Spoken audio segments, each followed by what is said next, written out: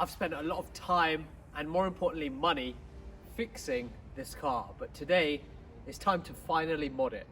Now, I've got a load of modifications that I've already bought for this car, but we're going to start with something a little bit simpler and cheaper.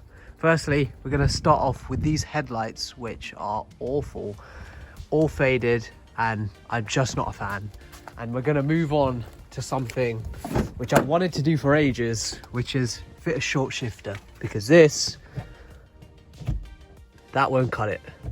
That's what we're going to start off with.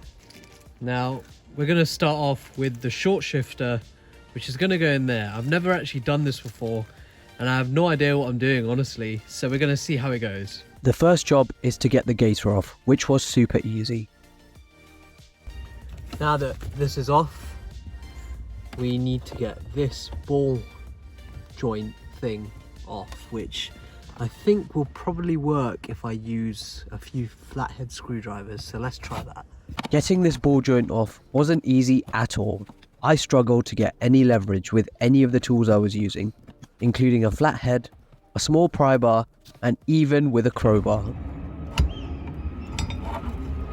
Why does no mod install ever go to plan? I've managed to get this ball joint off. You'll have seen me use a variety of tools, including a crowbar, which was really stupid because I've managed to put a nice little crack just there in my center console. But it's out, which means we can start finally assembling this thing and put it in there. Now I could start assembling the short shifter, which involved screwing on the top joint, then installing the grub screws. The instructions recommend using a thread sealer just to make sure these screws don't come loose, and it's something that I definitely recommend. Once it was assembled, I could fit it, which didn't exactly go to plan. Uh-oh. Right, as you'll have just seen, that was kind of hard to do with one hand. So with the assistance of some good old Vaseline and some WD-40 to just lube things up and a rubber mallet to tap it on, that is finally now on and in place. I don't ever want to have to take that off again.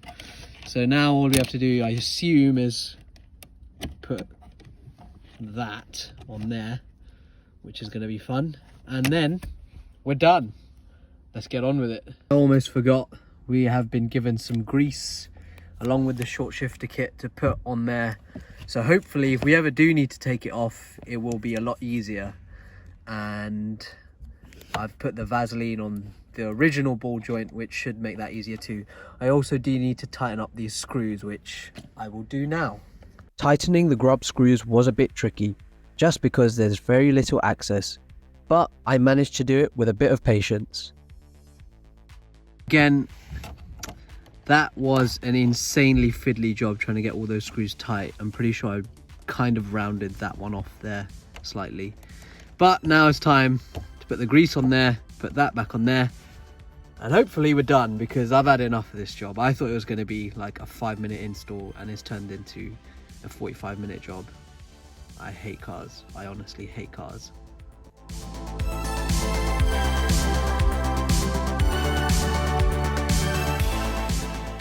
We're finally done. And when I tell you this feels 1,000 times better. Oh, wow. I'm going to stitch this all back up. We're going to go for a drive and we're going to see how it feels on the road. Let's do it. I still cannot get over how good this now feels. It feels so tight. Every gear change, even the second to third, just feels perfect now. I know it's a small thing. I know it was a cheap little mod, but it makes all the difference when you're driving this car. Gear knob, change of gears is the thing you'd probably do most in a manual car, and now it just feels 100 times better. I'm really excited to now drive it. Now, before I move on to the headlights, there is one small mod which I think I need to install, which is this prancing horse. I do need to get center caps that match this, but this was kindly gifted to me by a colleague, so we're going to install it. That's another 50 horsepower. Let's start with the lights now. Now, we've done the short shifter, but these are bothering me. They're all cracked, they're all yellow, and they're all horrible. And they don't look good either. So we're fitting these, and hopefully clearing them up too. Let's do it. You can quite clearly see how there's some fading and oxidization and scratching. And on this one, there's some weird stickers that have been put on the headlights, and obviously that, which is not nice. We're going to get these cleaned up, and then we're going to install these. I think halo LEDs will transform the car, but there's only one way to find out. We've got my preparation area, I guess, set up. First thing we're going to do is obviously clean the headlights, and then we'll start the wet sanding process. Using an alcohol cleaner, I clean the headlights, so now I can start wet sanding. I'm starting with a 400 grit sandpaper, which some of you may think is a bit too rough, but I want to get rid of the deep scratches in the headlights. You'll notice with each different grit sandpaper, I'm going to be alternating the direction in which I sand. This just gives a smoother finish when it comes to polishing, and helps get rid of the scratches more effectively. After 400 comes 600 grit, then 800 grit, then 1200 grit, then 2000.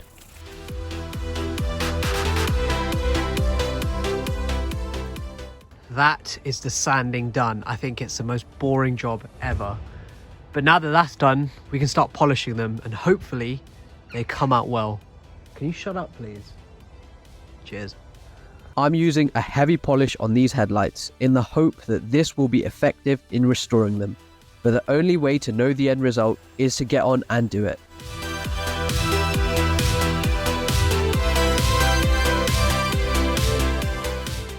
Now, I will be the first to admit that these are not perfect. If you look up close, there's quite a few imperfections in both of them.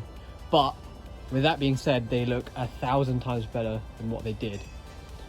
Now that that's done, we can do the cool bit, which is getting the halos in there and there.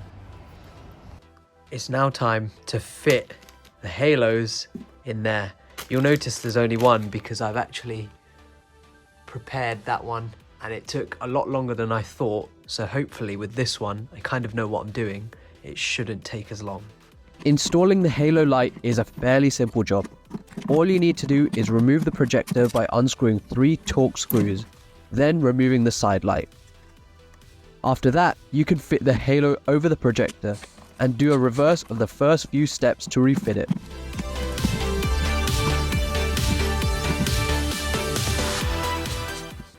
I'm a lot happier with this one than that one. That one over there was more of a learning process. I don't think I've done it 100% right, but we'll only find out once it's plugged in and in the car. This one took like 10 minutes. That one took like 45. This one's now done, which means we can put it all back together, I think. No, wrong way.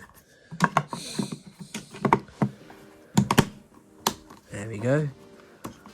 Oh, maybe not.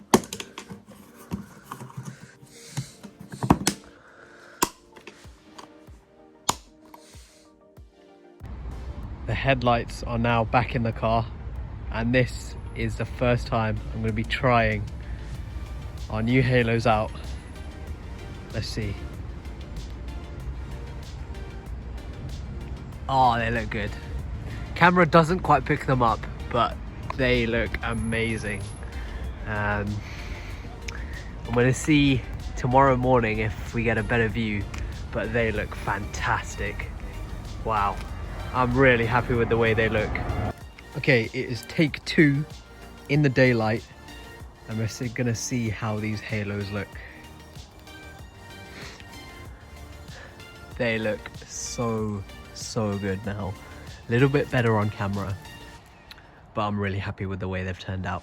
If you've enjoyed this video and found it useful, make sure you drop a like and subscribe, because there's plenty more to do on this car. I'll see you guys in the next one.